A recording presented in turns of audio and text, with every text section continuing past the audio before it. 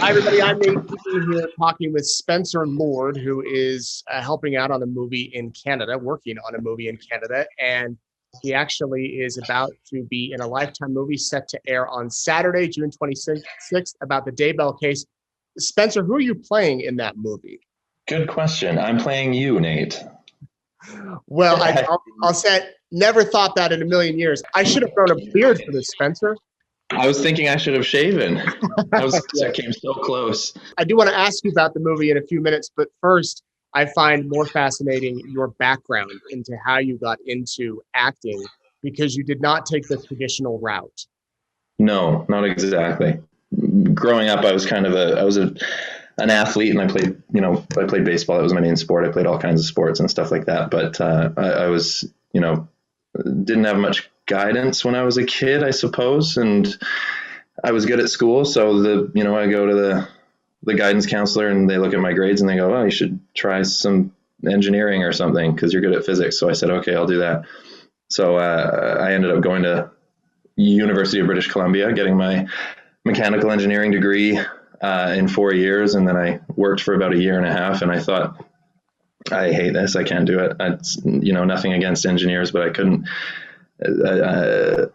Spreadsheets and project management isn't my forte, nor is it my passion. So I thought back to what I could do that kind of sparked some passion in me, and I happened to, in grade 12, I had a lot of friends in drama, and I had my different friend groups, and one of them was the drama kids, and they kind of, convinced me to try out to audition for the school play, which it was a musical that year. It was Kiss Me Kate, which, if you're not familiar, is Taming of the Shrew within another play. It's fantastic. It was so fun. I ended up auditioning, and I ended up being cast as the lead, Fred. And so that was my first drama experience. I had like 7 songs to sing. I had 3 solos, and it was just a wild ride. So sitting at work, in I guess it would have been 2016. I just thought back to that and how much fun I had, how great it was to work with an ensemble on something that everybody's passionate about. And, I said, I'm going to try for that. So I planned on quitting my job. And I didn't tell you this, Nate, but as I was planning on quitting my job, I had like 3 weeks before I was going to let my boss know, give him my 2 weeks. And he comes and sits down in my office, and he had a sort of a somber look on his face. And I could kind of tell what was going to happen, but I let him speak, and he let me go before I was able to quit, which was okay, because that meant I got unemployment, which helped tremendously transition into being a server at a restaurant while I pursued acting. So what, you were like, 25, 24? Yeah, at that point I would have been 23. Yeah. That's a big leap of faith to leave a job that gives you a paycheck. I'm sure it was, a decent job making money to quit it after you get your degree and go pursue your dream. Yeah, it was. But although I didn't have a lot of guidance when I was young, I did have my parents just constantly telling me, you can do whatever you want, you can do whatever you believe in. And I didn't believe that until kind of that year or that moment, so I kind of took that leap of faith, and I'm so glad I did. My happiness levels have just gone from here to, it's just skyrocketed. It's great. I love what I do, and I'm kind of blessed to have the opportunity to do things like play you and Mommy Doomsday. That's awesome. So how do you go from going to quit my job and I'm going to pursue the dream? Like, what's the next step? Did you move to Hollywood, or did you hire an agent? Did you start showing up for casting calls? Like, what did you do?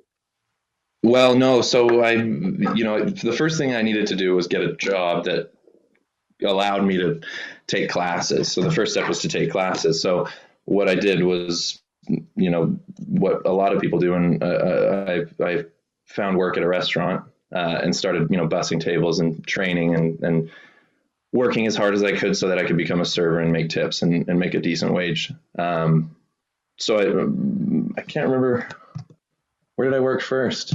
I worked at a place called Chill Winston in Gastown in Vancouver. It was a great little restaurant, big restaurant. I met one of my good friends there, and we ended up moving in together and everything, and pursuing acting together. So it worked out really well. You were in the Netflix series that a lot of people have seen. Tell me about that role. I played a guy named Terry on Riverdale.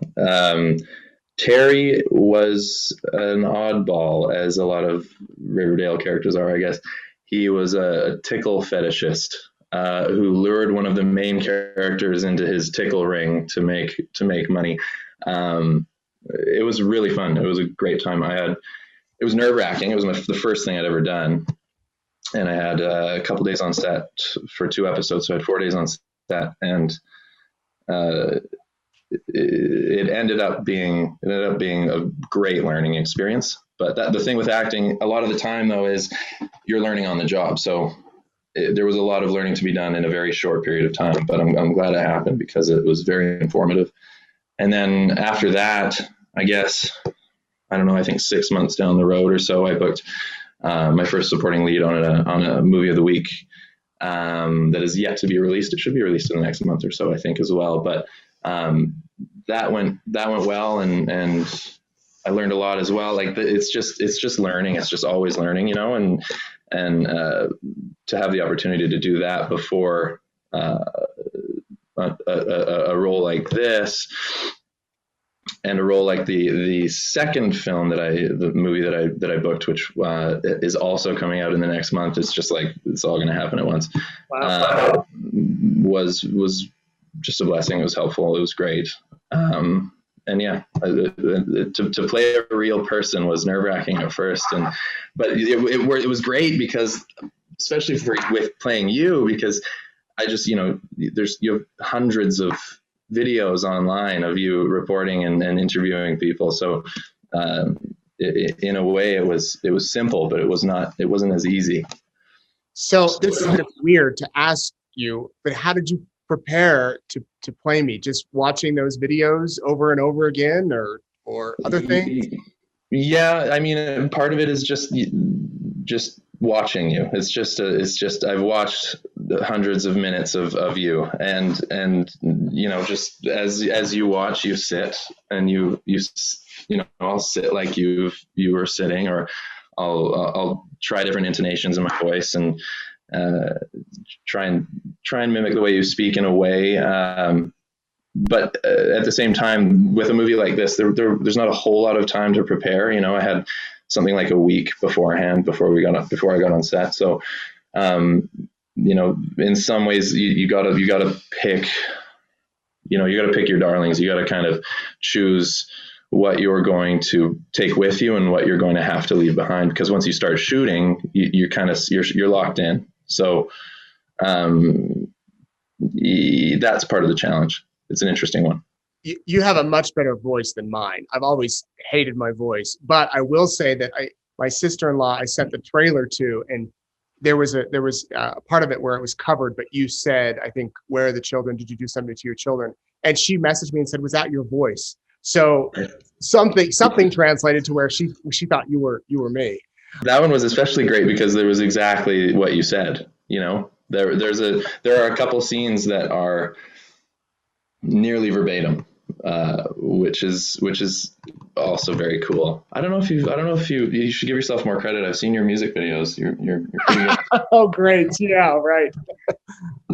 So, what did you think of the story overall? Not necessarily the version, the TV movie. I haven't seen that, and I know sometimes there's a little bit of creative liberty with the script. But as far as the actual story, did you have to study much up on that? And what was your thought reading through the script and learning about what had happened? Oh, well, initially, like when you first get into a story like this, it's always kind of oddly surprising because you know what I'm reading a script about this thing and I know what I'm getting myself into, but you start reading into, you go on the Wikipedia page, and the Wikipedia page for this is quite helpful. Actually, it's got a full on timeline and everything. It's very detailed. And then you start watching all the work you've done, and it's bizarre. It's terrible. the fact that, like I listened to a couple podcasts recently, just brushing up on the story a little bit, and the fact that she's been what do you call it, deemed mentally unfit. Deemed incompetent. Yeah, it's kind of wild. It's an interesting look at the judicial system as well, and how everything shakes out in a story. So when this actually goes to trial, assuming in the next year or two, we have a small staff and we could really use some help. Are you available to come to Idaho and be a real reporter? Oh my goodness. Really? Yes, I would love to. So. That'd be awesome. I'll let you know. Give me a shout and I will be there. Yes. Have you been to Idaho by the way? No, I've been to New York once, and I've been to Northern California, but that's about it as far as the US. Yeah. But I'd love to visit. What tips do you have for me? I don't ever plan to pursue acting. You saw the horrible music videos apparently, but should I decide to do what you did and give up my career and chase something new, what are one or two things I need to know, or those people watching who want to pursue acting? What do we need to know? Acting is all about truthfulness and honesty, and it's so simple. It's very simple, but it's one of the hardest things to actually get right, because I was talking to someone today about this, and you kind of have to, as you grow up, as you're, the best actors are often children. The best actors could be children if they could, sit still and memorize their lines, sort of thing. But because they're so free and living in their subconscious, and I think that's the key, is to live in your subconscious. So if you were to pursue acting, I think cultivating subconscious moments throughout your day, and working on your impulses, just allowing yourself to live impulsively. And whether that means, I think it comes down to loving yourself. Like, if you really love yourself and who you are, then you're able to trust that you can allow your impulses to guide you throughout the day, and that they won't lead you astray. So trust your impulses, love yourself. I think those are two of my main kind of go-tos. That's what I'm trying to do at all times. It doesn't always work, of course, but man, that's great advice for everybody, though. Not just if you want to pursue acting, but trust your impulses and love yourself, regardless of what you're doing. That's great advice. What is your dream role, your dream gig? I mean, one day, do you want to be the star in a big Hollywood movie? Do you want to have a weekly series on television where you're the lead? What do you want to do? I want to do it all, man. I'd love to end up on Broadway someday. I'd like to do some gritty TV, some Peaky Blinders, some True Detective kind of stuff. A couple rom-coms. I want to do it all. Jake Gyllenhaal, he's a guy that I really look up to. He does, he goes to New York every once in a while, and he does one-man shows and stuff like that. So, yeah, I'd like to do everything. Whatever is thrown at me, I'm into. Do you have social media? Can people follow you on Instagram, Facebook, Twitter? How can people find you? I'm a simple guy. I just got Instagram. Some people have tried to convince me to get TikTok, but I can't quite do it yet. I'm not funny enough. I'm Spenny Lord on Instagram. That's about it. Spenny Lord. All right. We'll tag you down below. And I appreciate you talking with me, Spencer. I hope that the role was fulfilling, I guess, if that's a word, or that you learned something. And I look back now, if I knew it was going to be a movie one day, maybe I would have acted differently. It's probably good that I didn't know that. Absolutely, because you were acting on your impulses.